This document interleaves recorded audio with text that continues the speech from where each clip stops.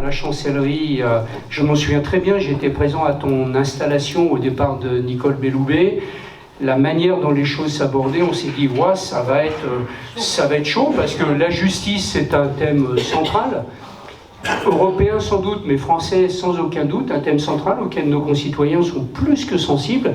Et pour être franc, mon admiration, déjà au plan humain, bien sûr, les rapports qui sont les nôtres, mais mon admiration pour au moins deux choses. La première chose, c'est la manière dont tu as pris à bras-le-corps ce monde de la justice qui méritait d'être un peu secoué, un peu revigoré.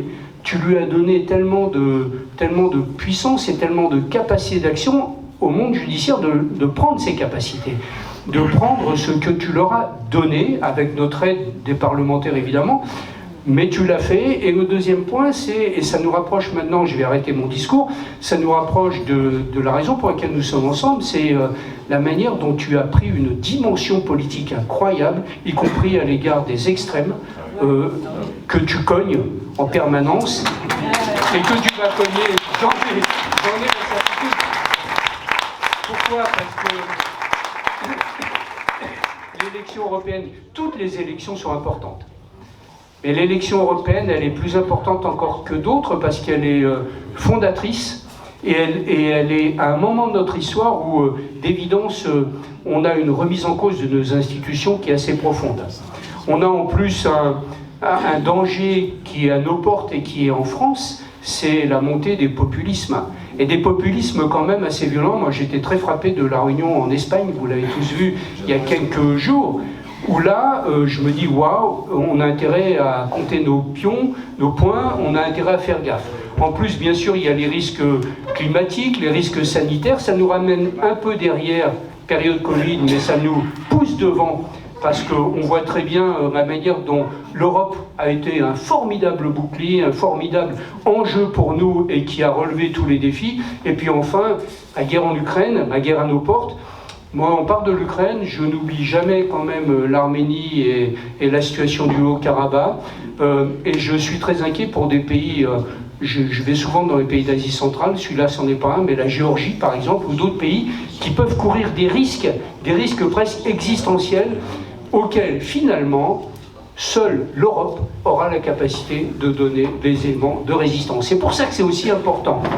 Après, on va parler de politique nationale. On a un RN qui a le faux visage, le faux nez de l'alternance, qui triture la réalité, qui la met à son goût, mais qui tourne le dos à l'ensemble de nos valeurs et aux principes. Et puis une gauche qui, presque à l'inverse, ne parle que de principes, mais finalement occulte totalement la réalité des choses. Et en réalité, je m'arrête là, ce qui compte pour notre volonté, notre démarche politique, notre intention fondamentale, c'est d'arriver à réunir le pragmatisme, la réalité des choses, la réalité de nos concitoyens, avec le maintien des principes, le maintien des valeurs que nous n'avons pas le droit de fouler aux pieds. Nous sommes la seule alternative réelle, nous sommes la seule alternative possible. C'est la raison pour laquelle je suis extrêmement heureux de vous passer la parole, madame, messieurs, parce que vous allez nous l'expliquer, vous allez nous le démontrer. Et puis, on va faire en sorte que cette mobilisation dans cette très belle salle ne soit qu'un début de commencement d'une mobilisation beaucoup plus large ici à Beaune et en Côte d'Or, parce qu'il faut aller voter. On ne peut pas se permettre de laisser les choses se faire. Tous ceux qui pensent que la politique ne les regarde pas se trompent. La politique, c'est l'affaire de tous, c'est l'affaire de tout le monde, de tous les jours. Je passe la parole à François Patrick.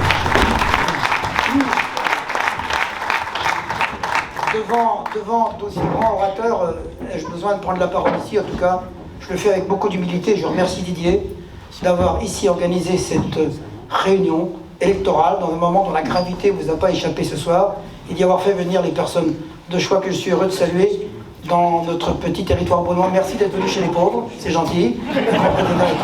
Vous savez qu'on avait une vie souterraine intense, on travaillera un peu dans la vie souterraine. Heureux de saluer les amis, merci Didier, heureux de saluer les amis, les candidats, Jérémy, Bernard, mes deux ministres, Fadila, complice de 20 ans, et puis de saluer la présence d'Éric. Chez Éric, tout le monde connaît ses grandes qualités, moi ce que j'apprécie le plus encore c'est ses défauts, je reconnais un petit peu quelques-uns à côté. C'est-à-dire que non seulement c'est un grand ministre de la Justice qui a fait avancer en 3 ans ce que personne n'avait fait pendant 15 ans, et qui de surcroît est le meilleur pourfendeur aujourd'hui de l'extrême droite, celui qui ose l'affronter avec franchise, avec véhémence et avec beaucoup de combativité. Donc merci à toi, Eric, d'être là avec nous ce soir. On parle souvent dans l'hémicycle ensemble, et souvent derrière lui, on parle souvent ensemble quand les débats sont un peu houleux et j'ai de moments avec lui intéressants, passionnants en politique. Alors ce soir, je voudrais dire 3 minutes parce qu'il y a des intervenants de très grande qualité. La première, c'est que je suis un peu pris entre le désespoir et la béatitude. Parce que je pense que l'Europe est aujourd'hui le choix le plus important que nous ayons à faire dans la conjoncture que nous connaissons, nationale et internationale.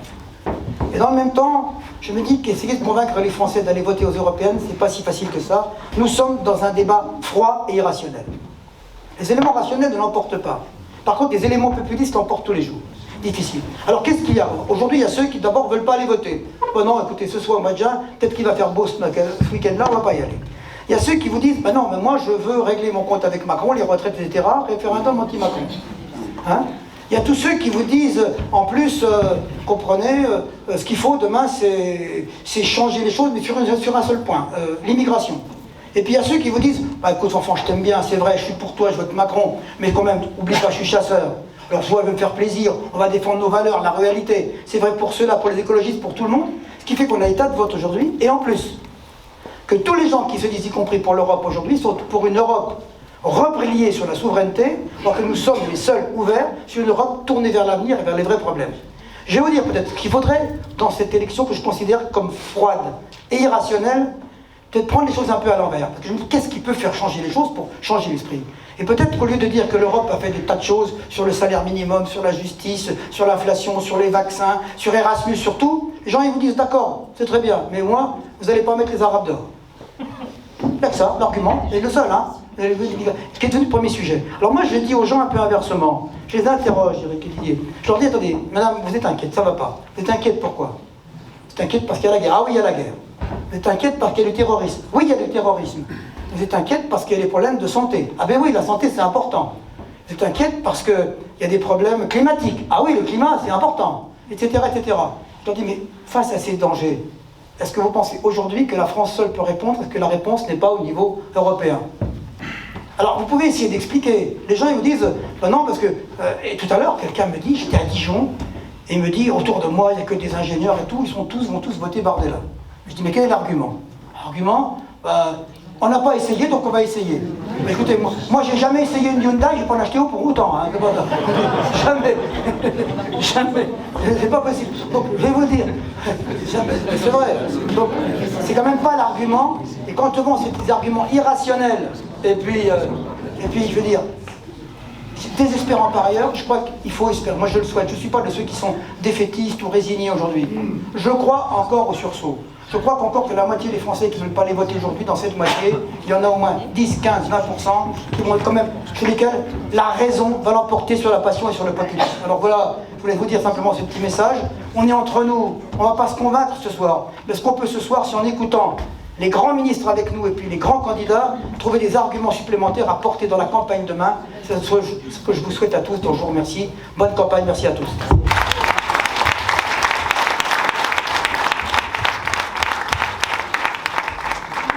Bernard Guetta. Bien, bonsoir à toutes et à tous. Ça va? Tout le monde a survécu? Bon, tout le monde a survécu. Donc bonsoir à toutes et à tous. Merci d'être présents. Posons-nous une question. Pourquoi est-ce que mercredi dernier, les ministres des Affaires étrangères de la France, de la Pologne et de l'Allemagne se sont réunis pour adopter une déclaration commune? Je m'arrête là. La Pologne, pays extraordinairement atlantiste de par son histoire. On ne fait confiance qu'aux États-Unis. L'Allemagne, pays très atlantiste aussi, un peu moins, mais quand même, on fait confiance aux États-Unis parce que ça nous permet d'avoir une sécurité assurée sans dépenser un sou, et on est tranquille.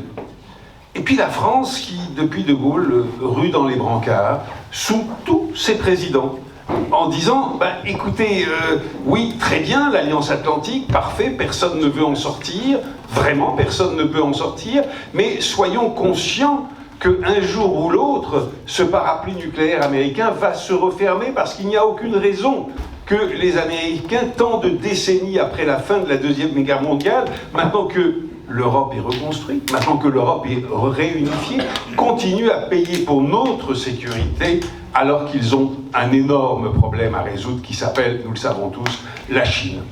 Donc, ces trois ministres représentent des pays dont les cultures politiques, dont les histoires, dont les psychologies sont profondément différentes. Eh bien, ils adoptent un texte disant, premièrement, c'est le premier paragraphe, que l'Union européenne doit devenir un véritable acteur géopolitique. Ça signifie quoi? Que deux pays atlantistes se rallient à la si vieille idée de la France selon laquelle l'Union européenne, ou les communautés hier, doivent devenir véritablement un acteur de la taille et du poids des autres grandes puissances. Et c'est une révolution. C'est une révolution parce que cette évolution, on la sentait venir, mais enfin, quand même, formulée dans un texte commun, et attendez la suite. Cet acteur géopolitique, ce véritable acteur géopolitique, doit assurer la souveraineté et la résilience de l'Union européenne, écrivent ces trois ministres. La souveraineté, ça vous rappelle pas, je sais pas, peut-être un truc qu'on avait appelé le discours de la Sorbonne. Bon, bref. Encore un truc vraiment étrangement français, sous la signature de ces trois-là. Et cette union souveraine doit constituer, je continue le texte, en le paraphrasant, mais en étant très fidèle, doit constituer un pilier européen de l'Alliance Atlantique. Un pilier européen de l'Alliance Atlantique. Tiens, troisième truc français, complet. Un pilier européen de l'Alliance Atlantique qui puisse assurer en interopérabilité, c'est comme ça que ça se dit, pardonnez-moi, en interopérabilité avec les autres pays de l'OTAN, c'est-à-dire principalement les États-Unis, la stabilité non seulement de l'Europe, mais du monde. Tiens, soudain, l'Europe et une Europe de la défense est mise par ces trois ministres de pays tellement différents sur un pied d'égalité, de responsabilité avec les États-Unis. Et pour en arriver là, il faut que nous développions, et alors c'est dit, mais avec un luxe de détails, presque excessif d'ailleurs, absolument stupéfiant. Il faut que nous développions nos capacités militaires, dans l'aérien, dans le terrestre, dans le machin, dans le... Il y en a un paragraphe, je n'exagère pas, de 10 lignes. C'est-à-dire que c'est pratiquement dans tous les domaines militaires que nos trois ministres disent que l'Union européenne doit développer ses capacités. Il y a un seul domaine, je m'interroge jusqu'à présent, 8 jours après, qui n'est pas mentionné, c'est le naval. On y réfléchira. Bon, je ne sais pas, mais tout le reste est là. Et puis, cette Union européenne, elle doit affirmer une diplomatie commune.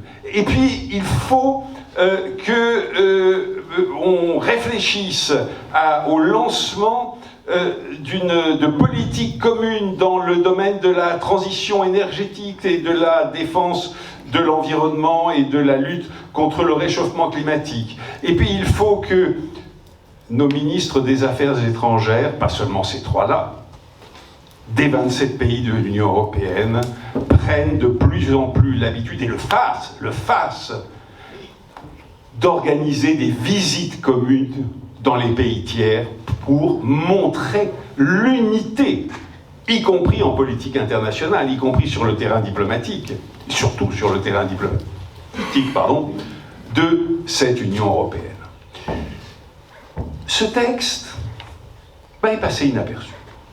Oh, pas totalement inaperçu, bien entendu, Mais enfin, en dehors des spécialistes, des gens qui s'intéressent vraiment à ces questions, etc., est-ce que dans ces élections européennes, mais attendez, c'était une bombe dans le débat qui nous occupe, pardon, qui devrait nous occuper en pleine campagne pour les élections européennes. Vraiment, ah ben tiens, ça bouge. Et ça bouge sur quoi? Sur l'Europe de la défense et sur l'affirmation de l'Union comme un véritable acteur de la scène internationale. On n'en a pas parlé, très peu. Ah, en revanche, on a parlé... Moi, j'ai même pas envie de vous dire de quoi on a parlé, parce que... Bon, bref. On a parlé de ce qui ne comptait pas. Oui, tiens, on n'a pas... Oh, bah, j'ai pas entendu. Bon, bref. Pourquoi est-ce que les gens, y compris les meilleurs journaux, n'ont pas plus réagi? Parce qu'ils se sont dit, oh, ce sont des mots. Ils n'ont pas prêté attention à cela. Ben oui, ce sont des mots. Mais premièrement, la politique, ça commence toujours par des mots. Deuxièmement, ces mots-là, ils n'avaient jamais été prononcés par trois pays aussi différents et aussi décisifs dans la prise de décision de l'Union européenne. Et puis troisièmement, pourquoi est-ce que ces trois ministres en sont arrivés à cette révolution politique et intellectuelle? Eh bien, on sort la carte et on regarde. À l'Est, M. Poutine agresse l'Ukraine. Mais il ne fait pas qu'agresser l'Ukraine.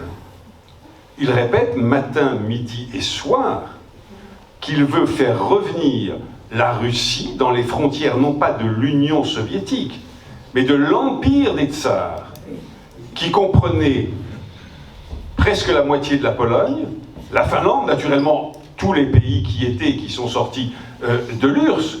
Mais enfin, la Finlande est une moitié, quasiment la moitié de la Pologne. Alors imaginons, nous n'y croyons pas, je n'y crois pas, qu'il puisse gagner militairement et qu'il puisse réaliser son rêve, qui est d'intégrer l'Ukraine à la Fédération de Russie, puisque, nous dit-il, l'Ukraine n'existe pas. Il le dit. Hein, ouvrez les guillemets, l'Ukraine n'existe pas. Elle n'existe pas parce qu'à ses yeux, c'est la Russie. Pointe à la ligne. Alors, imaginons qu'il gagne. Imaginons qu'il gagne, mais attendez, il n'aura plus véritablement besoin d'envoyer des chars jusqu'à la place de la Concorde pour dominer politiquement nos pays. Parce que nous aurons un pays vainqueur, triomphant, allié de la deuxième économie du monde, peut-être la première un jour, on verra, la Chine, qui pèsera au moment précisément, qui pèsera sur notre continent, au moment précisément où les États-Unis, depuis maintenant presque 20 ans, affirment leur volonté de se retirer poliment quand il s'agit des démocrates, par étapes quand il s'agit des démocrates, brutalement, vulgairement, du jour au lendemain quand il s'agit de Trump, de se retirer des États-Unis, mais qu'il s'agisse de Trump ou des démocrates, de se retirer de notre continent. Ben, écoutez, le face-à-face avec l'homme qui veut reconstituer l'Empire des Tsars au moment où les États-Unis s'en vont, au moment où nous n'avons pas encore de défense, parce que l'Union européenne a aujourd'hui pour seule défense l'armée française et la force de dissuasion. Or, les deux, ce n'est pas rien.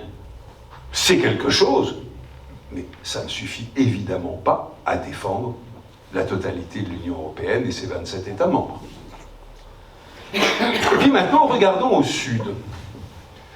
Alors nous avons les yeux fixés sur Gaza, évidemment, depuis le 7 octobre, mais il n'y a pas que ce réveil de l'affrontement, du déchirement israélo-palestinien.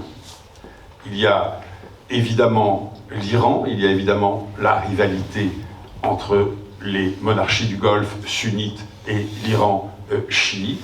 Il y a évidemment le Liban, oserais-je le dire, qui n'est pratiquement plus un État, qui est la ruine d'un État, qui est... Bon, je ne veux pas exagérer. Bon. Enfin, je n'exagère pas, malheureusement, mais je ne veux pas trop le dire. parce que c'est trop cruel. Et puis il y a l'Irak, qui n'existe plus parce qu'il y a 3 Iraks. Il y a un Irak chiite, il y a un Irak sunnite, il y a un Irak kurde.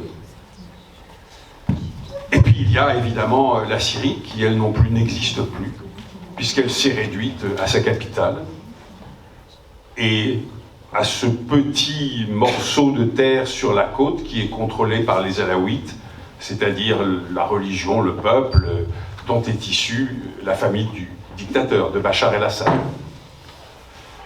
Alors, imaginons, parce que il est hautement probable que ça se produise, que la déstabilisation au cours du Proche-Orient se poursuive et s'approfondisse. Eh bien, très très vite, cette instabilité gagnera l'Égypte et puis le Maghreb au sud, gagnera la Turquie sur la rive nord, et les retombées, évidemment, nous atteindront. Évidemment, nous atteindrons. Nous sommes dans une situation, pas seulement nous Français, nous tous Européens, nous sommes dans une situation, je ne veux pas dramatiser, mais c'est la réalité, qui est aussi grave et angoissante que celle que nous avons vécue en 1939. Je répète, qui est aussi grave et angoissante, et je n'exagère pas, que celle que nous avions vécue en 1939, et nous avons un parapluie américain qui se referme, et nous n'avons toujours pas de défense. Eh bien, c'est pour ça que nos 3 ministres étaient réunis le 22 et ont publié cette déclaration qui est malheureusement passée largement inaperçue. Mais les thèmes qu'ils ont développés sont évidemment, ou pardonnez-moi, devraient être les enjeux fondamentaux du débat de cette élection. Et nous avons Monsieur Muscle et sa petite noisette dans le crâne qui nous explique qu'il s'agit d'élections de mi-mandat, qu'il s'agit d'élections de mi-mandat au moment où nous traversons, où nous vivons cette situation-là. Mais il n'a rien compris. Ce n'est pas qu'il soit abominable, il l'est. Ce n'est pas qu'il soit d'une intelligence limitée, on va dire ça comme ça. Non, c'est qu'il n'a rien compris, absolument rien. Et à notre gauche, Raphaël Glucksmann veut reconstruire la gauche. Ben oui, évidemment qu'il faut reconstruire la gauche et qu'il y a du boulot. Mais est-ce que c'est véritablement l'enjeu de cette élection? Non. L'enjeu de cette élection, c'est que véritablement, nous prenions tous, nous Français, mais nous tous les 450 millions de citoyens européens, conscience de cette situation, conscience des nécessités urgentes qu'ont soulignées nos 3 ministres la semaine dernière, et que nous prenions conscience qu'on va le faire. Je suis persuadé qu'on va le faire parce que nécessité fait loi. Et parce que nous avons commencé à le faire avec des achats en commun de munitions, avec la manière dont nous avons littéralement vidé nos stocks d'armes en quelques jours au lendemain du 24 février, il y a 2 ans, pour aider les Ukrainiens. Mais pour cela, il faut, au Conseil européen, dans l'Assemblée des 27 chefs d'État et de gouvernement, il faut des têtes politiques. Il faut des hommes d'État. Je ne vais pas citer de nom, vous me comprenez? Et il ne faut pas que la France, le 10 juin, soit affaiblie et entre dans un flottement politique. Je vous remercie.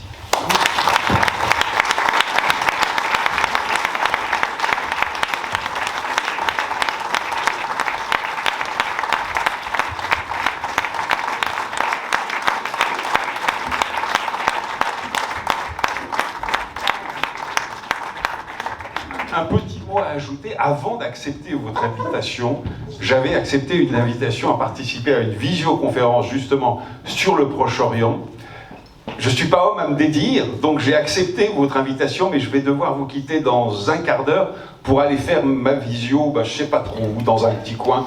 Si on peut m'aider d'ailleurs à trouver un bureau fermé, je serai content. Et pardonnez-moi, mais je serai toujours là. Ouais. Ça mérite un deuxième prix alternant. Jérémy, alors sans transition, plutôt le monde agricole, mais merci encore de cet éclairage si puissant et si important pour nous, parce que tu remets en perspective la réalité d'un vote, la réalité du vote et les raisons pour lesquelles il faut absolument aller vers la seule liste, celle de Valérie Gaillet, qui défend l'Europe et une capacité de défense européenne dont nous avons tellement besoin. Jérémy, à toi.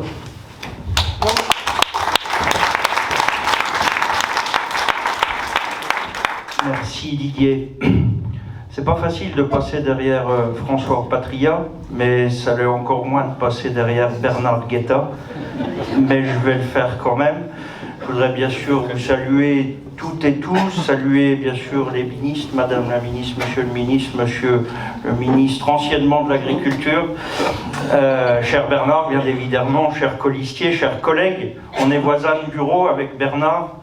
Il me reproche des fois de causer bien assez fort et les parois, les cloisons ne sont pas assez épaisses pour qu'ils ne m'entendent pas. Ça m'arrive de pousser des petits coups de gueule.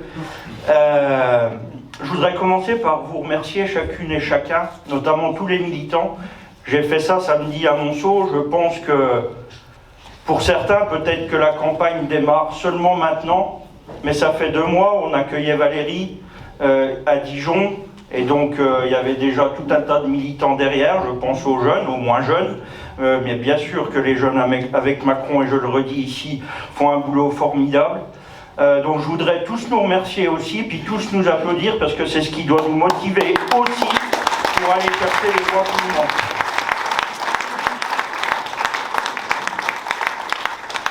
Je me demandais ce que j'allais dire en écoutant Bernard Guetta causer. Ce que je veux vous dire, c'est que dans cette liste, dans les composants, dans celles et ceux qui justement en font partie, il y a de la complémentarité. Moi, je ne pourrais pas être aussi explicite, aussi expert sur les questions géopolitiques. Par contre, en toute modestie, je peux vous parler un peu d'agriculture, d'environnement, bien évidemment, et puis sur toutes les autres thématiques, eh bien, on a des gens qui sont compétents pour parler d'emploi, pour parler de transport, pour parler de sujets aussi de santé. Toutes les composantes de notre liste ont un petit truc en plus pour justement qu'il y ait de la complémentarité, puis qu'il y ait de la conviction aussi pour aller défendre ce qui pourra bien sûr être nécessaire, utile et indispensable aux Français, mais aussi aux Européens. Donc c'est pour ça aussi qu'il ne faut pas trop hésiter à regarder de près ce qu'on propose et regarder aussi les hommes et les femmes qui sont prêts à défendre tout ça. Sur l'agriculture, en quelques mots, on a un bilan qui est peut-être pas parfait, mais on a réussi sous cette mandature avec la politique agricole commune à allier les ambitions environnementales en mettant des dispositifs dans la politique agricole commune un peu plus adaptés à la volonté d'inciter les agriculteurs à continuer les transitions engagées. On avait plutôt l'habitude de faire reposer la dimension environnementale de la PAC sur des objectifs de moyens. Là, on a mis en place, je ne vais pas tout vous raconter techniquement, mais on a réussi à mettre en place des objectifs de résultats et on incite les agriculteurs sans les obliger, sans les punir s'ils ne font pas. Ça, c'est des nouveautés dans la PAC et on a lié ça avec une dimension économique stabilisée, nécessaire, grâce aussi à une implication et à une bataille forte pour maintenir le budget de la politique agricole commune. Parce que même si les paysans sont allés dans la rue cet hiver, pour bon nombre de demandes, de revendications, j'étais derrière eux, mais ils n'ont pas montré l'Europe du doigt plus que certains ne le disent. Non, ils ont juste demandé un peu plus de cohérence, un peu plus de considération, un peu plus de revenus, bien évidemment, et puis un peu plus de protection aussi par rapport aux produits qui arrivent d'ailleurs et qui ne respectent pas nos règles. C'était des demandes, je pense, sincères et normales, et nous devrons y répondre. Mais on a commencé, et le bilan, encore une fois, qu'on a est pas si négatif que ça, avec la politique agricole commune, qu'on doit renforcer, qu'on doit sans doute simplifier, on va aussi le faire. Et puis il y a toute la partie environnementale autour du Green Deal.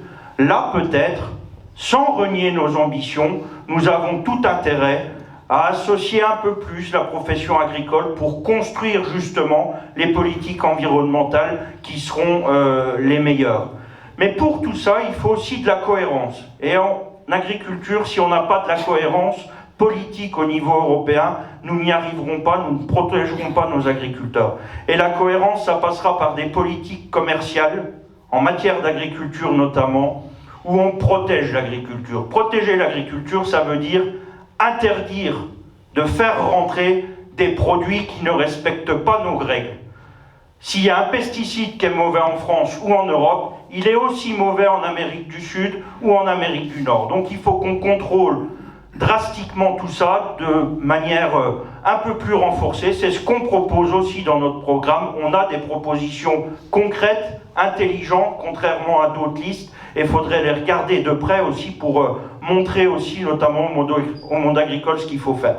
Mais on ne peut pas sérieusement dire qu'on respecte les consommateurs, les citoyens et les agriculteurs si on n'avance pas sur ces questions de réciprocité dans le commerce international. Donc voilà les sujets sur lesquels nous devons avancer sur les questions agricoles. Bien sûr, essayer d'avancer aussi pour un meilleur revenu aux agriculteurs, avec les questions autour d'une loi Egalim européenne. Pareil, je ne rentre pas précisément dans le débat, mais là aussi, il faut que les agriculteurs retrouvent du poids dans la chaîne de valeur et qu'on arrête de se faire damer le pion par les grandes surfaces, par les GMS et puis aussi par certains industriels qui ne jouent pas le jeu. Donc là aussi, on aura intérêt, et parce que les agriculteurs nous le demandent partout en Europe, de les remettre un peu au devant de la scène et puis faire en sorte, pour atteindre aussi la souveraineté alimentaire, faire en sorte que les agriculteurs retrouvent un peu plus de revenus, un peu plus de considération. Et puis comme l'a fait Bernard, je crois qu'on a tout intérêt quand même à égratigner sans trop de retenue nos adversaires. Tout à l'heure, François Patria m'a un peu piqué mon idée, mais il l'avait peut-être déjà faite avant moi. Quand on nous dit on n'a pas essayé, on n'a pas essayé, ce serait peut-être bien d'essayer. Bernard l'a dit, si on est aussi proche d'une situation de 1939, certains devraient se rappeler si on n'a pas essayé. Il y en a qui ont essayé. Et moi non plus, François Patria, j'essaye pas une voiture sans frein. Donc, il faut qu'on les combatte. Et puis, Bardella, au-delà de ne pas avoir grand-chose dans le ciboulot, il ne sait même pas le mettre à profit. Je l'ai dit aussi à Montsolémine et je continuerai de le dire. Il ne travaille pas. La valeur travail en agriculture, je vous garantis que ça représente quelque chose. Moi, je n'aime pas parler de moi comme ça, mais je vais le faire quand même. Quand je pars le lundi matin, après avoir fait mon tour de bête, quand j'ai le temps, après avoir vu mes vaches, et que je monte au Parlement européen, j'y vais pas pour parler que de les problématiques nationales ou quoi que ce soit. J'essaye d'aller représenter les Français, les Européens, les agricultrices, les agriculteurs. J'essaye de bosser et j'y suis du lundi au Parlement européen jusqu'au jeudi. Voilà. Et puis, ma foi, je fais mon boulot. On m'a mandaté pour ça. J'ai eu la chance d'être sur une liste. J'ai eu la chance d'être élu. Eh bien, ceux qui m'ont mandaté, ils méritent aussi qu'il y ait du travail de fait. Je ne dis pas que tout est parfait, mais par contre, il faut bosser. Et cet homme, Jordan Bardella, il se représente à un mandat dont il veut renouveler un mandat dont il a été incapable de respecter ce pourquoi il a été élu. Donc, faut aussi le dire, faut dire la vérité aux Françaises et aux Français. Il n'est pas là, il ne fout rien. Les autres de son équipe, s'ils travaillent un peu plus, ils ne sont pas très efficaces non plus. Donc ça ne sert à rien, en fait, de voter pour eux. Ça affaiblira le pays et c'est tout. Et puis, effectivement, bien sûr, moi je vais essayer de ne pas trop égratigner Glucksmann, même si je trouve que c'est aussi d'une efficacité assez déconcertante, le travail des socialistes à Bruxelles. Mais je vais égratigner un peu les écologistes, il en manque plus guère pour qu'ils soient encore un peu plus bas qu'ils ne sont. Il faut arrêter aussi ce dogmatisme environnemental. Je reviens en deux mots sur l'agriculture. Nous avons l'agriculture et l'alimentation la plus respectueuse du monde. Celle qui respecte les réglementations et les standards les plus élevés au monde. Bien sûr qu'on peut essayer de faire mieux. L'Europe est déjà la plus performante en matière d'environnement. Nous avons voté la politique agricole commune la plus verte de l'histoire. Nous avons inventé le Green Deal, qui a sans doute quelques failles, mais qui est déjà quelque chose de bien plus pertinent, bien plus ambitieux que n'importe quel autre continent.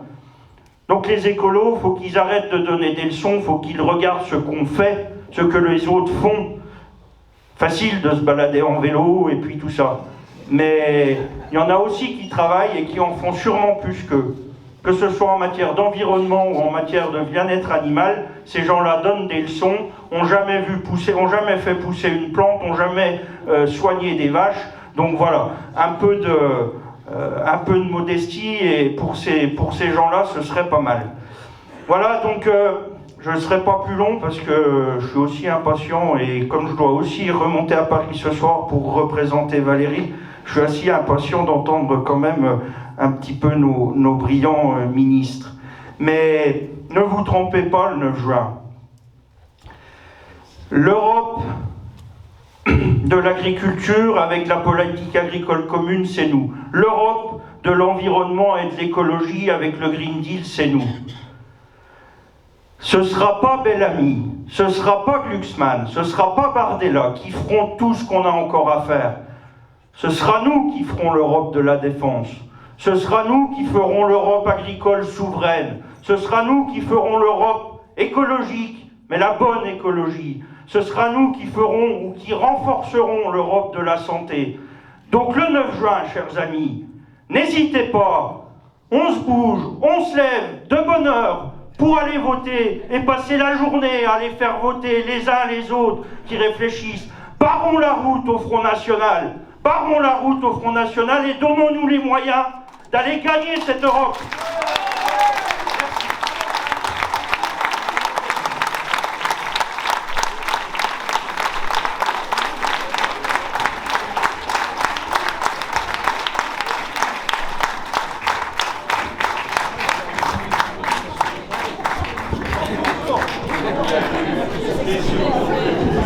Merci. Merci Jérémy. Fadila, si tu veux bien. En tout cas, ça va être facile.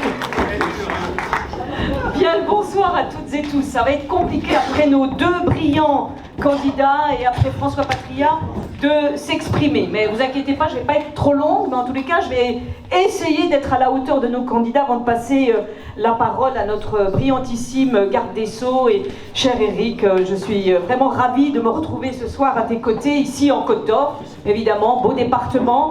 Et c'était surtout pour remercier aussi Didier de cette belle initiative de nous réunir. Et je vois que la salle, elle est pleine. Je ne suis pas garantie que ni à droite ni à gauche on passe aussi bien, je vous le dis. Donc on sent quand même cette énergie, cette volonté en tous les cas d'avancer. Donc merci, c'était vraiment très important de pouvoir vous retrouver ce soir. Et je voudrais en profiter bien sûr pour saluer tous les élus présents, les maires, les élus, les adjoints, également les parlementaires présents, et également bien sûr tous les cadres de la majorité présidentielle et tous les militants. Je le dis, ce qui fait la force quand même, c'est le militantisme, c'est important. Je vois sur les boucles, vous tractez, vous collez, vous essayez de convaincre la population. Et partout où je vais, à Marseille, à Cannes, on essaie, même à Bruxelles, on essaye de tracter. Je rencontre des militants qui sont vraiment courageux, déterminés à relever le défi dans un contexte, il faut bien le dire, politique, complexe.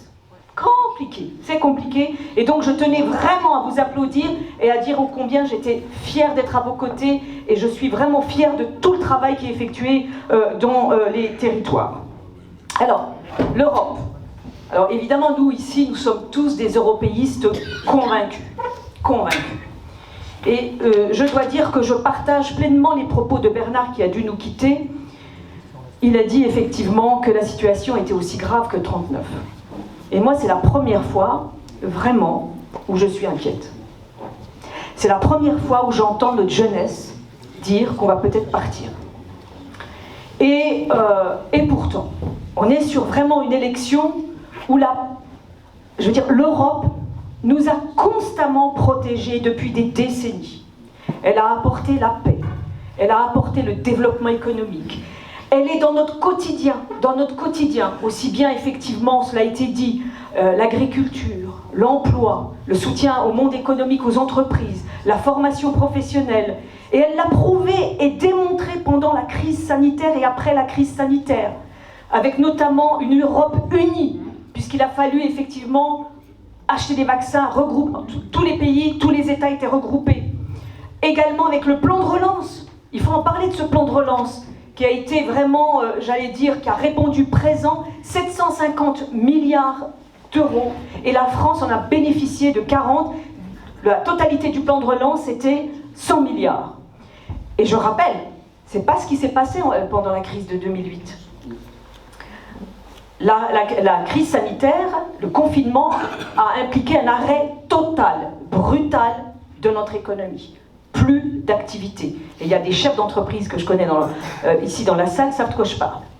Et pour autant, c'est grâce à l'Europe que l'activité économique est repartie, que nos entreprises ne sont pas tombées par terre. Rappelez-vous, après le confinement, on disait toutes, vous allez voir ce que vous allez voir, nos entreprises vont être par terre, on va avoir des chômeurs en veux-tu, en voilà. Rien de tout cela s'est passé. Pourquoi ? Parce que l'Europe, elle a su nous protéger. L'Europe a été au rendez-vous. Je ne pense pas effectivement que ce soit Bardella qui va demain être à la hauteur pour aller chercher un plan de relance et de la crédibilité. C'est vrai que sur le travail, vous avez raison, Jérémy, tu as raison, ça ne travaille pas. Moi je vous le dis, j'ai présidé une commission pendant 3 ans, les députés RN ne venaient jamais. Jamais. Ils venaient, ils signaient, ils partaient. Ils faisaient de la figuration, de la mauvaise communication, mais c'est tout. Et ils sont vraiment devant les caméras. Mais ils ne travaillent pas. Aussi bien les députés nationaux que députés européens. Il faut le dire, il faut le dénoncer. Ils sont que dans la communication. Et l'Europe aujourd'hui qui a su nous protéger, qui a apporté la paix, qui a apporté du développement économique, eh bien aujourd'hui, elle est fragile. Et aujourd'hui, c'est à nous de la protéger. À nous. Dans l'intérêt aussi de notre pays et l'avenir de nos enfants. Aujourd'hui, effectivement, on traverse, j'allais dire, une situation internationale critique. La guerre, cela a été dit, aussi bien que moi d'ailleurs, la guerre, elle est aux portes de l'Europe. Qui l'eût cru il y a encore 2 ans? Qui l'eût cru que cette guerre allait durer plus de 2 ans? Et peut-être que s'il n'y avait pas eu d'Europe, posez-vous la question, peut-être qu'il serait allé plus loin. Peut-être aurait-il envahi la Pologne.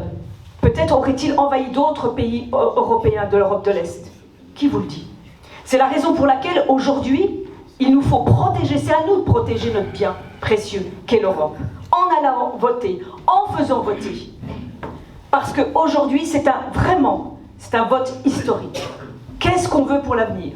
Que voulons-nous pour nos enfants? Alors ici, on est un certain nombre à ne pas avoir connu la guerre. Et tant mieux. C'est le premier bien que l'Europe a apporté, la paix. Et ensuite, toutes les valeurs que l'on connaît, des valeurs de liberté, des valeurs de démocratie. Dans un monde de plus en plus instable, je le disais, avec une guerre aux portes de l'Europe, mais en même temps, nos alliés sont les Américains. Mais, vous savez, l'Europe, 3e puissance économique, parfois elle est gênante. Hein. On l'a vu, il y a eu le Brexit. Allez demander aux Britanniques, moi qui ai vécu 1 an là-bas, allez leur demander ce qu'ils pensent du Brexit. Allez demander aux chefs d'entreprise ce qu'ils pensent du Brexit. Avec un impact sur l'emploi, un impact sur l'attractivité des territoires, Allez demander, c'est pas vraiment un pays agricole, mais aux agriculteurs britanniques. La PAC, je rappelle, c'est 9 milliards pour l'agriculture française. L'une des meilleures, pour dire la meilleure agriculture au monde. Et donc c'est la raison pour laquelle il nous faut toutes et tous nous mobiliser pour nos enfants, pour notre économie, pour notre avenir. Pareil, la Chine. Demain, l'alliance a été très bien dit avec la Russie. Le monde aussi, pour des raisons climatiques, géopolitiques, etc., ça a été très bien dit par Bernard, avec l'Afrique, qu'il nous faut quand même regarder, pas avec mépris, mais avec plus de coopération. Parce qu'effectivement, beaucoup nous parlent des difficultés sur le plan de l'immigration, des flux migratoires, etc. Mais il y a des raisons climatiques. Moi, je vous le dis, personne ne quitte son pays parce qu'il a envie de quitter son pays. Personne. L'exil, ça a toujours été un drame pour toutes les familles qui l'ont connu. Toujours. On quitte son pays parce qu'il y a des problèmes politiques, il y a des problèmes économiques, il y a des problèmes climatiques. Mais on ne quitte jamais son pays parce qu'on a envie de quitter son pays. Et ça, la France, elle a un rôle aussi à jouer. Et l'Europe a un rôle aussi à jouer. On a tendance à regarder Est-Ouest, Est-Ouest. Regardons ce qui se passe aussi Nord-Sud. Parce que peut-être qu'on n'est pas non plus tout blanc concernant la déstabilisation de toute l'Afrique du Nord, notamment la Libye, je pense aujourd'hui. Il faut le dire, l'Irak, Chirac lui rend hommage, quand il s'est exprimé effectivement à l'ONU. Ça a été aussi l'Irak aujourd'hui, vous voyez, déstabilisé. Et ça déstabilise aussi tout le bassin méditerranéen et déstabilise aussi nos démocraties. Et donc la France, elle compte, elle est forte au sein d'une Europe forte, et une Europe qui doit s'imposer, et qui doit imposer son tempo, et son discours de démocratie, de liberté, sans donner pour autant, sans être donneuse de leçons. Voilà, c'est la raison pour laquelle il nous faut vraiment nous mobiliser. Je sais que vous êtes déterminés à voter le 9 juin, un jour, un tour, un seul vote. Donc n'oubliez pas, mobilisez autour de vous et votons le 9 juin. Et je compte sur vous, en tout cas je sais que vous êtes déjà partants et bien mobilisés sur le terrain. Et maintenant c'est à Eric, champion, notre cher Carpesson.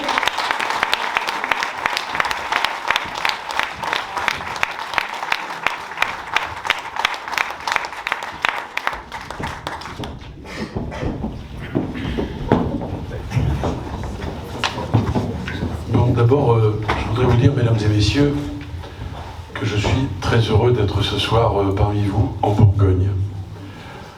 Car, figurez-vous que j'aime la Bourgogne. Et ne le répétez pas, le Bourgogne.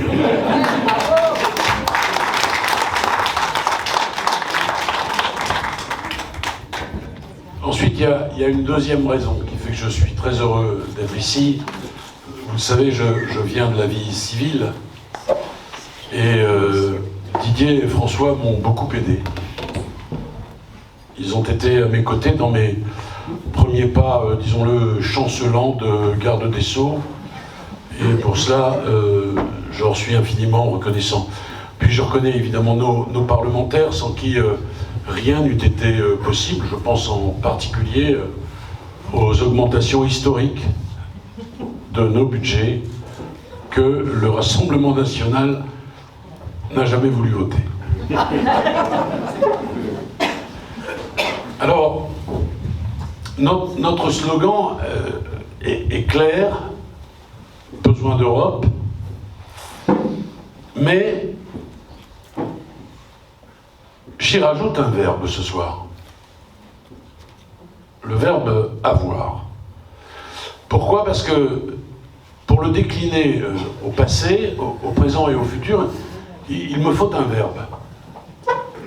D'abord, nous avons eu besoin d'Europe.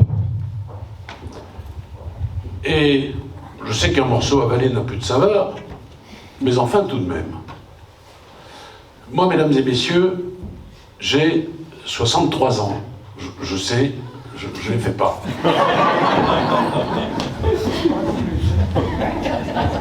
Mais j'ai été sauvé par le vaccin.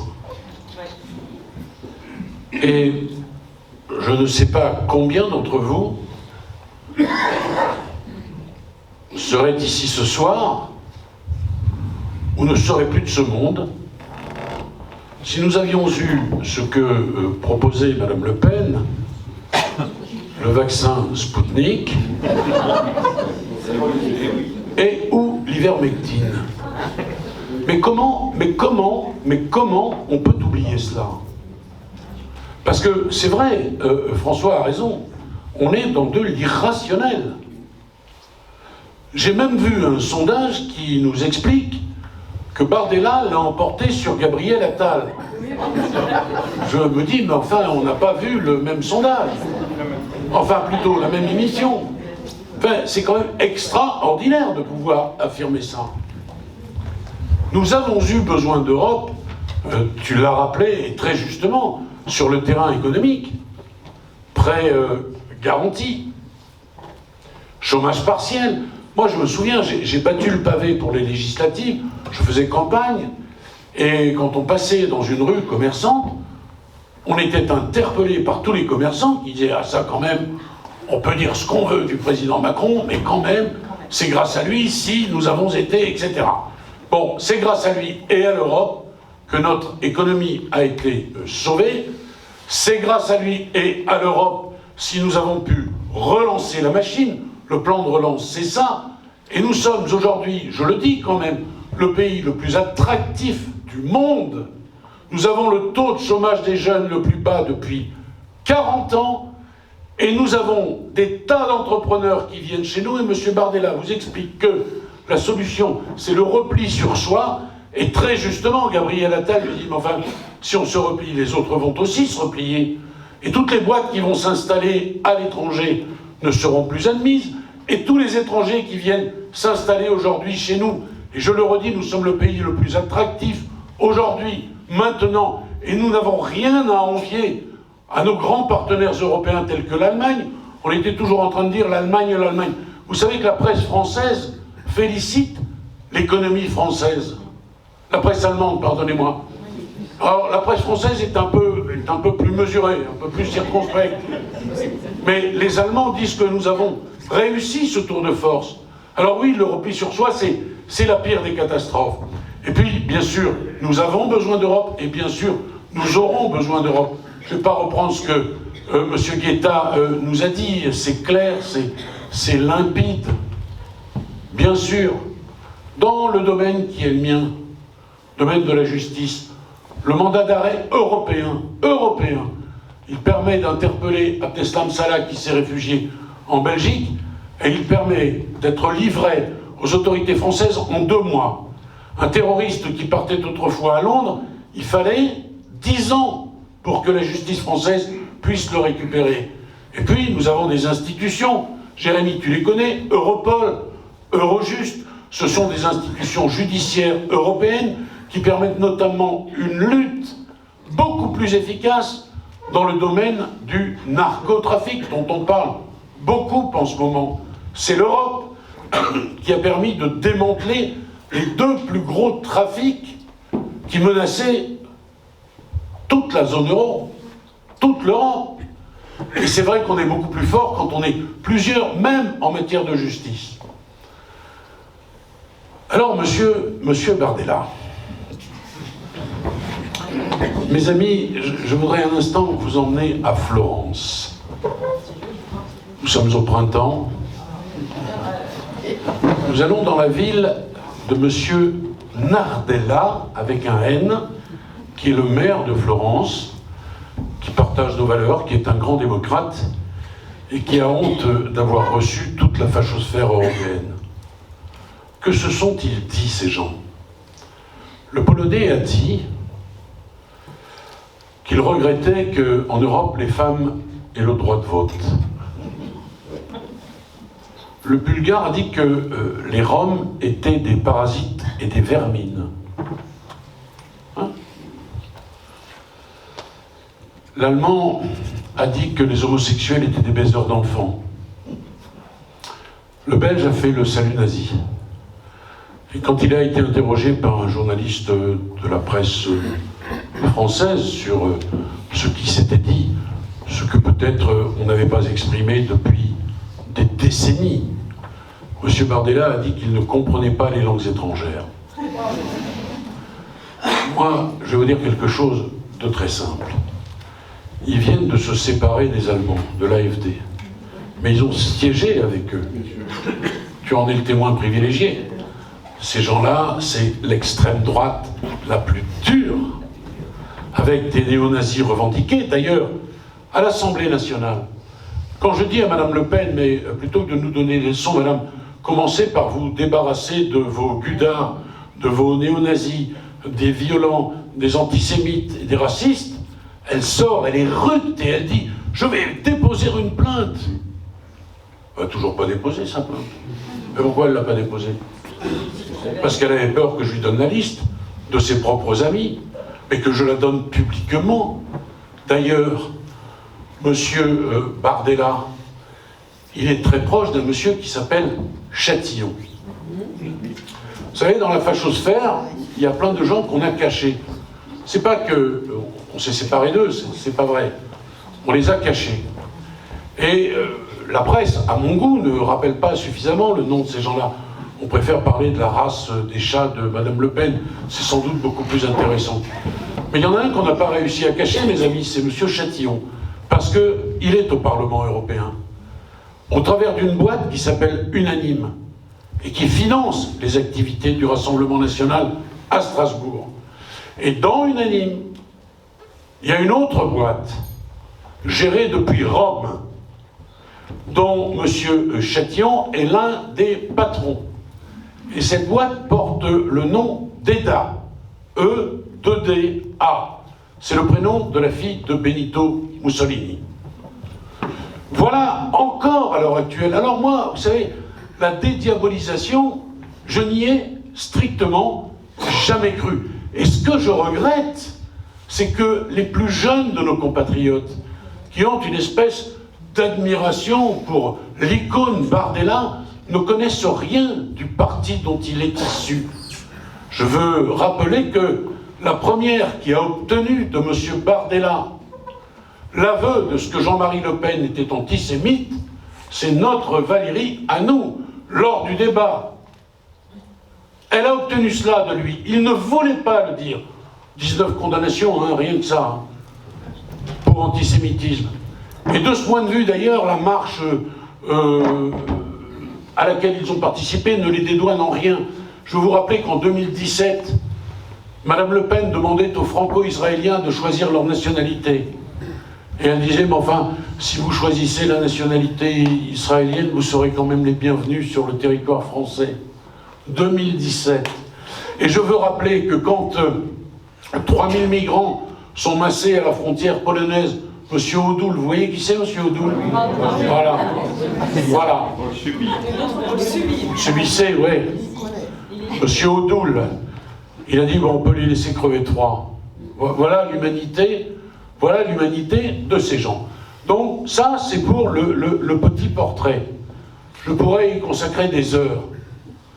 J'ai aussi noté qu'ils ont fêté l'anniversaire du Front National, mais en cachette. Le 50e anniversaire. Mais les jeunes, par exemple, les plus jeunes ne savent pas que ce parti a été fondé par un Waffen-SS. Ah oui. Les prises d'opposition du Front National. Aujourd'hui, ils sont gaullistes. Le père Le Pen, il allait se recueillir sur la tombe de Pétain à l'Île-Dieu, et elle, c'est à Colombey-les-Deux-Églises qu'on la retrouve. Tout cela est lunaire. C'est le changement de pied permanent. C'est le deuxième thème de ma courte intervention, leur contradiction. Alors là, d'abord, on veut sortir de l'Europe. Présidentielle, regardez son programme, c'est très clair, elle sort de l'Europe et elle crée une nouvelle Europe avec qui? Avec la Russie. Voilà, c'est bien, vous suivez l'histoire. Avec la Russie. Et puis, l'euro. On sort de l'euro. Alors maintenant, on est revenu. Et entre-temps, il y avait l'écu. C'est super l'écu, hein. Imaginez, on a chacun une petite bourse en cuir, là. Et puis on va chercher une baguette, on ouvre notre petite bourse, puis on paye, tenez madame, là, un écu pour ma baguette. Non, c'est lunaire, on est chez les fous. On est chez les fous. Et on avait, à ce moment-là, le Frexit très fier. On voulait sortir, c'était clair. Puis quand on a vu la catastrophe que ça génère chez nos amis britanniques, au point que, quand même, pour l'immigration, ils sont amenés aujourd'hui à demander à ce que des étrangers viennent. Il n'y a plus personne pour conduire leurs autobus, par exemple. Madame Mélanie, d'ailleurs, sur le volet immigration, elle allait tout régler, elle allait tout casser. On allait voir ce que l'on allait voir. Résultat des opérations, on va faire venir en Italie 500 000 étrangers parce qu'on en a besoin pour bosser. Mais eux, pour le moment, ils n'en sont pas là. L'étranger, c'est le délinquant par nature et par essence. On oublie par exemple de dire que, pour ramasser les fruits, on a besoin de quelques étrangers. On oublie de dire que dans la restauration, on a besoin de quelques étrangers. On oublie de dire, je le garde pour la fin. Pour la fin. On oublie de dire que dans le bâtiment, à Paris, c'est 60% d'étrangers. Bien. Donc nous avons essayé de porter un texte équilibré. Nous y sommes parvenus, après moult péripéties. Madame Le Pen a fini par dire qu'elle voterait le texte, et le lendemain, ou la veille, Jordan Bardella a dit qu'il ne le voterait pas. Mais c'est ça leur contradiction. La ligne politique de ce parti, il est absolument incompréhensible. Sur ce qui vient d'être fait là, le dégel du corps électoral en Nouvelle-Calédonie, il est voté par le Rassemblement national. Et quelques heures après, mais il ne doit pas le savoir, M. Bardella, parce qu'il ne siège pas à l'Assemblée nationale, il dit que ce n'est pas le moment de le voter. Ben alors pourquoi votre parti l'a voté? Je vais vous donner deux autres exemples, mais qui sont très éclairants sur ce qu'ils sont. Moi, contrairement à ce que dit Bernard, je pense qu'ils ont parfaitement réalisé les choses et qu'ils les mesurent, mais qu'ils s'en foutent complètement. Ils sont d'un cynisme total. Vous savez, par exemple, se servir d'un cercueil comme on se sert d'un marchepied, la petite Lola, là. Alors que tout le monde dit, mais attendez un peu, voilà. Là, le petit qui s'est fait tuer récemment...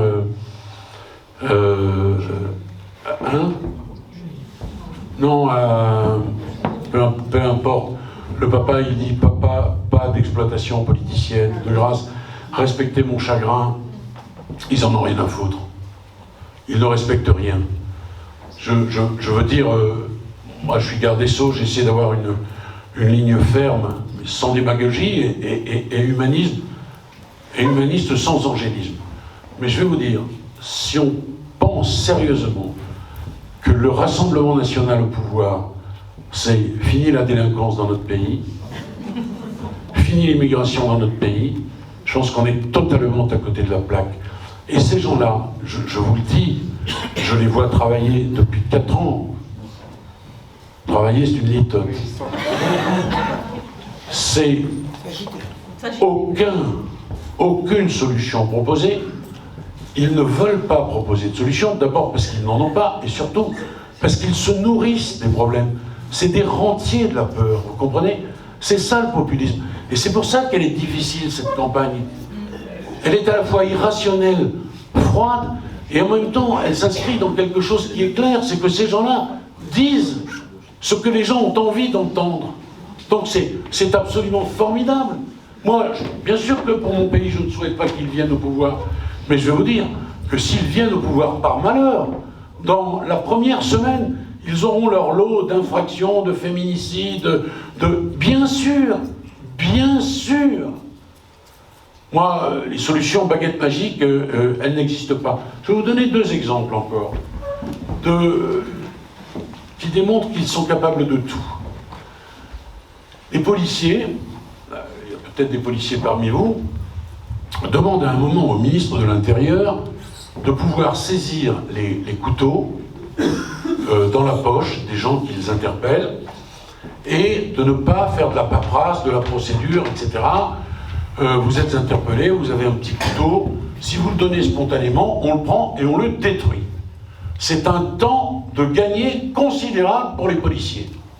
Donc Gérald Darmanin porte ce texte, et le texte, évidemment, va dans le sens opérationnel des policiers sur le terrain. Voilà. Ils ne veulent pas de la paperasse, ils veulent de la simplification. Très bien.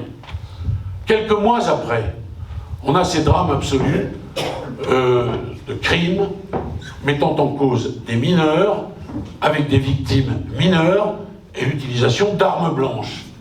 Et naturellement, Marine Le Pen fait le lien. Alors que ça n'a mais aucun rapport. Et elle dit, mais c'est le laxisme du gouvernement qui explique que ces armes circulent et qu'elles permettent à des crimes d'être perpétrés. Elle a voté le texte. Elle a voté le texte présenté par le ministère de l'Intérieur. Elle oublie qu'elle a voté le texte et elle vient dire en réalité, mais voyez ce qu'est la politique gouvernementale. Code de justice pénale des mineurs, on en a beaucoup parlé. Monsieur Bardella a exprimé récemment à propos d'un drame terrible qu'il tenait le gouvernement pour responsable à raison de ce texte. Ce texte a été voté par Madame Le Pen. Voilà. Non seulement il a été voté par Madame Le Pen, mais quand elle monte à la tribune, je tiens ça à votre disposition, elle dit que le texte est un bon texte, qu'il fait évoluer les choses. Et puis ensuite, comme le malheur arrive, et qu'il faut être du côté du malheur, et que ces gens-là n'attendent que le malheur, on oublie ce que l'on a voté pour dire que ceux qui l'ont voté, mais les autres, pas nous, les autres sont responsables de ce qui est arrivé. C'est indigne et c'est scandaleux. Et tout est comme ça. Et tout est absolument comme ça. Alors ensuite, il y a d'autres choses qu'il faut retenir et qu'il faut mettre en évidence. Navalny. Navalny, qu'on va laisser, pardon, crever dans une prison de Poutine. Le Parlement européen propose des résolutions. Bardella ne les vote pas. Il dira à Gabriel Attal qui l'interpelle sur ce sujet lors du débat, « Ah mais c'est pas le lieu de faire de la politique. » Ben non. Enfin, si le Parlement c'est pas le lieu de faire de la politique, c'est pas. Et Gabriel Attal lui dit, mais pourtant vous avez voté des résolutions qui concernent Cuba. Et là, c'était pas le lieu de faire de la politique. Et le pire, mesdames et messieurs, c'est que quand Navalny meurt dans les conditions que nous savons, enfin plus exactement que nous imaginons parce que nous ne savons rien et que tout a été caché, il fait un tweet pour pleurer. Voilà le cynisme. Je pense vous avoir dit qui sont ces gens, je pense vous avoir dit leur contradiction permanente, je pense vous dire leur cynisme. On l'a vu aussi au moment de l'IVG. C'est notre fierté à nous, l'IVG. Le fait de dire, d'être le premier pays au monde à dire que c'est une liberté garantie pour les femmes. Chez son ami Orban, en fait, on force les femmes qui veulent avorter à entendre les battements de cœur du fœtus qu'elles portent en elles. Voilà l'ami de Madame Le Pen. Puis, sur le terrain de la politique étrangère, parce qu'on a déjà Marine Le Pen présidente, Jordan Bardella Premier ministre, lui il me fait penser à la formule d'un grand universitaire qui disait il est si jeune et il a déjà si peu fait. On en est là. Et d'ailleurs, à ce propos, je voudrais vous dire qu'il a un melon qui est quand même gigantesque, parce que moi, si à 28 ans, vous m'aviez parlé d'une autobiographie, je pense franchement qu'elle aurait comporté bien des pages blanches, voyez-vous. Non, mais on ne doute de rien. Et alors, à la justice, il y a un dénommé Garot, voilà, oui, et aux affaires étrangères, Mariani, sans doute. Et oui. Et alors, quand Gabriel le pique en disant, mais Mariani, le pro-syrien, Mariani, le pro-russe, Mariani, le pro-dictateur, qu'est-ce qu'il répond lors du débat? Il dit, mais ouais, mais c'était un ministre de Sarkozy. Mais c'est lunaire. Enfin, pardonnez-moi, c'est lunaire. D'abord, il n'est plus ministre de Nicolas Sarkozy. Il est dans la troupe, dans la fachosphère. Il a quitté Nicolas Sarkozy. Voilà, ce type, il a fait je ne sais combien de visites en Russie. Et alors là aussi, enfin, excusez-moi, on dit oui, mais Macron aussi, il a vu Poutine. Bah oui, c'est deux chefs d'État. Ils sont vus, c'est quand même bien loin, non? Bah oui, on a reçu le président chinois, voilà, il y a des visites d'État, il y a... Voilà, c'est bien normal. Mais on n'a pas été visiter M. Poutine pour évoquer le fait que l'amour est dans le pré. Pas du tout. Pas du tout.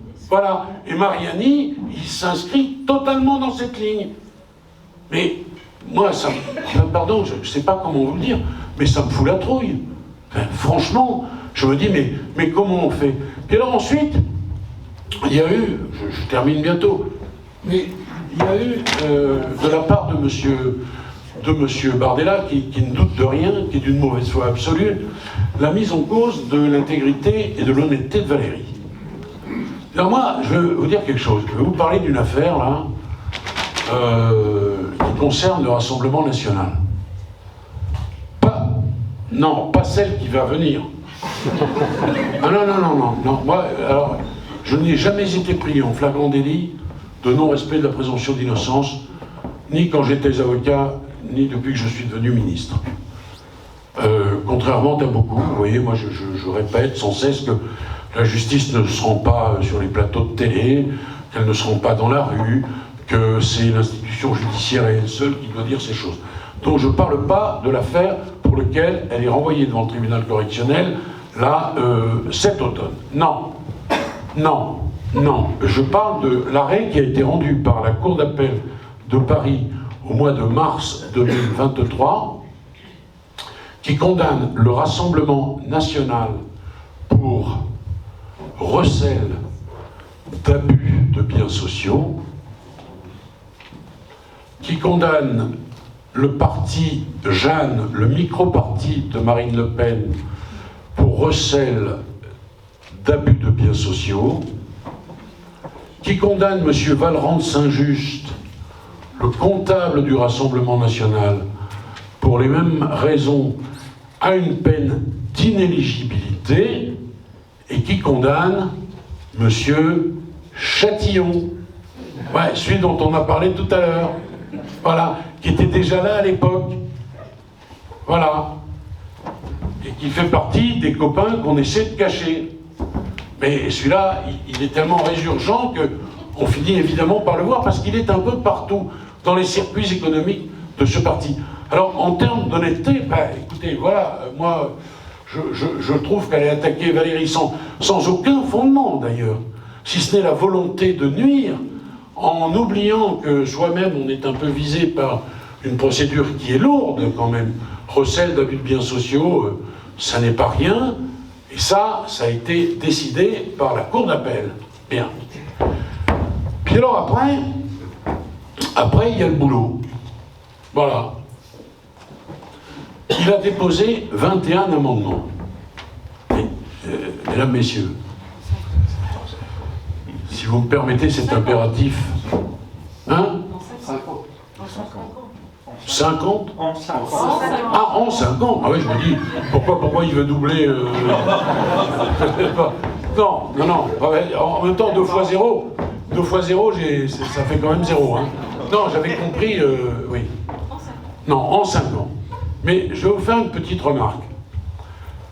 Frappée du coin du bon sens. Le RN a gagné les dernières élections européennes. Hein? Voilà. Bon, et qu'est-ce qu'ils ont fait? 21 amendements en 5 ans. Rien d'autre. Aucune proposition. Aucun rapport. Strictement rien. Rien de rien de rien. Bon, sur le plan national, c'est un peu la même chose d'ailleurs, hein, parce que on gueule à la sécurité, puis c'est bien légitime. C'est la première des libertés. En tous les cas, l'une des libertés très importantes. Mais quand Gérald Darmanin se bat pour qu'on embauche 10 000 policiers supplémentaires, pardon, ils ne votent pas le budget. Ils s'abstiennent. Ils ne votent pas, ou ils votent contre. Quand moi j'arrive pour mettre en place le plus grand plan d'embauche dont notre justice a véritablement besoin, pour qu'elle soit rendue plus rapidement, c'est ce que l'on doit à nous, c'est ce que l'on vous doit, ils ne votent pas le texte. Là, 21 amendements en 5 ans. Alors, moi, je vais vous dire, une réunion comme celle-ci, bon, c'est évidemment le plaisir de se rencontrer, d'échanger, de se dire les choses, mais c'est aussi partager des idées, parce que moi je crois que la démocratie est un immense débat, pas un combat, mais un débat, et que vous allez devoir convaincre, si j'en juge les sondages, vous allez devoir convaincre votre voisin, votre copain, votre fils, votre fille, votre sœur, je ne sais pas, voilà, et donner un certain nombre d'arguments, un certain nombre des idées qui ont été avancées, que nous partageons. Sur les valeurs, on est à peu près raccord, même totalement raccord, même s'il peut y avoir entre nous quelques divergences, mais c'est bien normal dans une vraie démocratie. Mais un certain nombre d'idées. Moi, je vous pose une question. Comme on dit devant la cour d'assises à un moment, répondez-y dans le silence et le recueillement. 5 ans. Est-ce que vous pouvez me citer une proposition de loi faite par le Rassemblement national? Les silencieux et recueillis. Hein? Les silencieux et recueillis. Non, il n'y en a pas. Non. Donc, non, j'ai dit que je ne parlais pas des emplois fictifs. Non, j'ai dit que j'en parlais pas, c'est la présomption d'innocence qui a vocation à s'appliquer. Ils auront à s'expliquer là-dessus dans la juridiction de mon contenu. Enfin, voilà, la réalité, elle est là. Et quand on regarde bout à bout les arguments qui sont les nôtres, pardon, les propositions qui sont les nôtres, je parlais de contradiction, la PAC, par exemple, vous l'avez parfaitement, expliqué, moi je ne vais pas y revenir, mais c'est quand même lunaire, ce qu'ils osent raconter. En fait, si vous attendez un petit peu, Marine Le Pen sera d'accord avec vous. Il suffit d'attendre. Comme ça virevolte en permanence. Mais sur tous les sujets. Attendez un peu, elle arrive. Et c'est ça la force du populisme. C'est ça la force du populisme, mes amis. Voilà. Alors, moi je vais vous dire, on a quand même un merveilleux pays. Oui, on n'a pas tout bien fait, c'est sûr. Et il reste encore du boulot. Et on a pleinement conscience de ça. En matière de justice, moi je pense qu'on a bien bougé les lignes, mais qu'il faut encore les bouger, qu'il y a encore des réflexions à conduire, notamment sur les mineurs. Et puis, chaque affaire nous amène à une réflexion nouvelle. Vous avez vu ce drame terrible qui a endeuillé la pénitentiaire. Ça nous a amené, bien sûr, à recevoir les syndicats, à réfléchir avec eux, à améliorer les choses. C'est pas, il y a qu'à, faut qu'on, faudrait, ça c'est tellement facile. Il y a 15 experts à la douzaine, par les temps qui courent, qui parlent de sujets qu'ils ne connaissent pas. C'est compliqué, ces choses-là. Mais moi, je persiste à dire qu'on vit dans un pays merveilleux. D'abord, on vit dans une grande démocratie, une belle démocratie. Il faut être fier de notre pays. Et je vais vous dire, mesdames et messieurs, pour terminer, notre pays, en aucune façon, ne mérite l'extrême droite.